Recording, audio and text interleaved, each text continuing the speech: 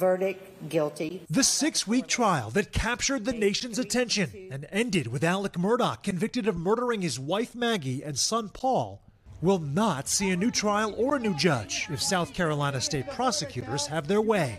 The clerk of court, Becky Hill, now issuing a blistering response to the Murdaugh legal team's allegations that she tampered with the jury, which they made earlier this year.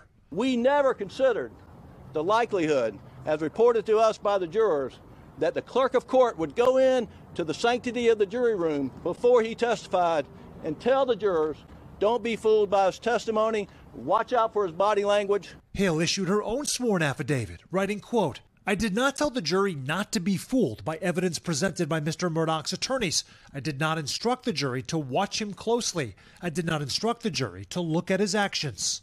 Officials also released interviews with 9 of 12 deliberating jurors, with one saying, I was not coerced to give my verdict. I came to the decision of my own free will.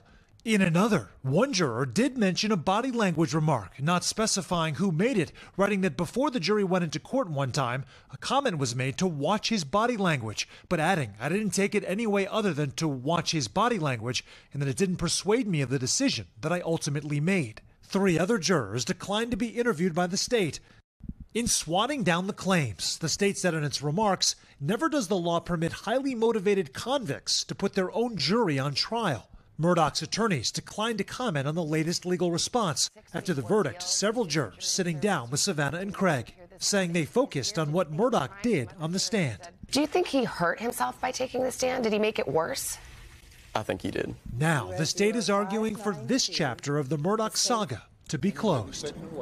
And there is not currently a timeline for when the court will rule on the defense's request. It's also interesting to note that Becky Hill had come out with a book after the trial and also had attended that interview in New York with the jurors, something that our legal analyst described as, quote, highly unusual.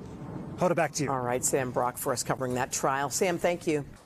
Hey, thanks for watching. Don't miss the Today Show every weekday at 11 a.m. Eastern, 8 Pacific on our streaming channel, Today All Day. To watch, head to today.com/allday or click the link right here.